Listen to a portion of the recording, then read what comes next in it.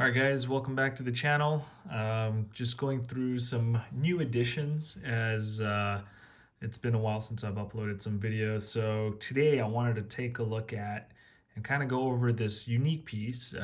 I'm a huge fan of Zinn, and I feel like this is one of the epitomes of what is offered by Zinn, or from Zinn, I should say. This is the EZM 1.1 mission timer. It is a watch that they made at one point in time. I think this was from 2017 or so. It's the update to the original EZM1, which is what started the entire EZM line for Zinn. This one is much improved, in my opinion. There are fans of the EZM1 who would say this is actually a downgrade, but you know, everyone's got opinions. Everyone's a fan, so as long as you enjoy what you've got, that's the best thing you can do. So real quick, 43 millimeters across. It's about 16 and a half height. It does have a domed sapphire with the dual-sided AR. And this one has some really cool features. So it's got the usual dehumidifying copper sulfate capsule. It is filled with nitrogen, even though this does say argon. It's nitrogen in the newer watches. And why I was attracted to this, so I've had a lot of the Zinn models, and what I am really happy or really chasing is this has a really good bezel. Check it out. It is a bi-directional bezel, 60 clicks, and it just clicks. It's almost got a ceramic style ball bearing, and it is perfect. It is really good. I've had all the U series divers, and in my opinion, this is a way better bezel assembly than the U1, the U2, the UX. You know, those are great, but for some reason, this one is just mechanical, the way you would think a German built watch would be. Super awesome there. So that's one feature I love. Secondly, for some reason, Zinn uses subpar lume or is not using strong enough lume. I'm a lume junkie. I love bright lume, and that comes from my years as a Seiko fan, but almost every other watch I've had, the Pelagos, the Seiko Marine Masters, all of them had killer lume. The Zinn divers, for some reason, have, I'd say, subpar lume. Yes, they last long, but they're not very bright. And for some reason, they have them on all. Now, this is supposed to be a mission timer, and this one has incredible lume. I mean, you've got the lume pip, but the lume is incredible in that it lasts long. It also is easily activated, if you will. If you go outside in the sunlight, it just picks up and is ready to glow. And for me, that was something that is shared with maybe the EZM 9 or 10, and I really enjoy that feature. I did not appreciate how the more expensive divers that were out there from Zinn, the U2, the U1, or even the UX, really need to step their game up in the lume department. All right, next feature, if we can see it here, let's zoom in. Right here, you can see in kind of dark black is SZ01. Now, SZ01 is Zinn's in-house movement, and they started working on it from 2003. It is a chronograph, but what is good about it, or what's unique, is it's got a central minute hand instead of having a dial. Now, what's unique to the EZM 1.1 and the 1, there is no running seconds hand anywhere, if you notice that. So you have no seconds hand, you just got hour, minute, your elapsed 60-minute time, and then your chronograph hand as it goes around. This is based off the Lemania 5100, but is also, I think it's a modified 7750 from ETA.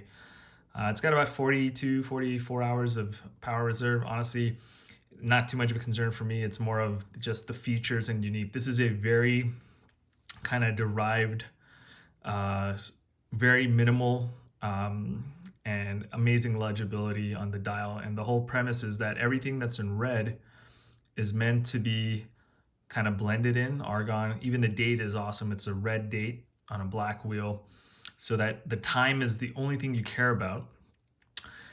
Secondly, because of the in-house movement, it's flipped. It's got pushers, and this watch is rated for 200 meters in water resistance. And there is Zinn's proprietary technology here in preventing the pushers, or preventing water from entering the case. I wouldn't take this on a dive. I wouldn't take this, but I'm sure you can go swimming, shower, whatever. So if we wanted to start, here's how it looks when you start the chronograph. So this starts on the bottom. Go ahead, click it. And you can see the running seconds hand as it's moving around.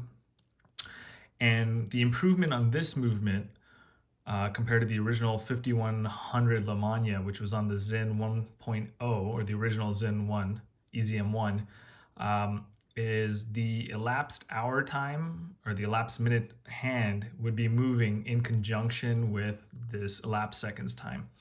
What's cool on this one is you'll see the minute hand will not move just until the very end, and it'll notch itself over, which is pretty cool. So let's give that a few seconds while we wait.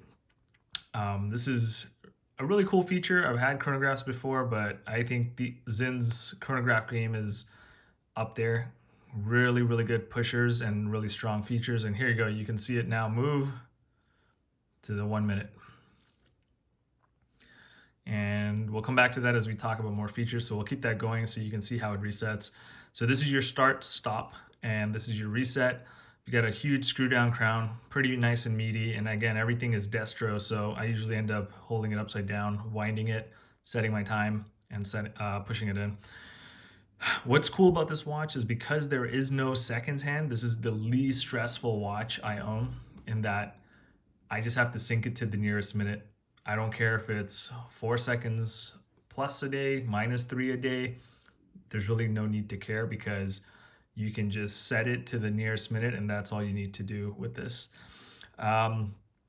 This entire case, tegimented steel, comes on a tegimented bracelet if you wanted it. I've got this currently on an isofrane 22 millimeter, wears really great. And then the back of it is your usual EZM 1. And you can see what it says. It's all in German, tegimented, water resistance 20 bar or 200 meters. But yeah, there you go. And so I think we just moved it to this 2 minute marker. And what I'm going to do is going to stop it, and then I'm going to reset it. And you can see them both, the minute hand and the second hand, will jump to 0. Boom. So killer watch. Again, they only made 500 of these. So they are hard to find, especially in good condition, especially unworn. But I do believe watches like this are meant to be worn, especially enjoyed. This for me was a unique piece to acquire, just because I wasn't originally a fan of the Sinn case style like this. This is that older style that they make. But because it was 43, I took a chance on it.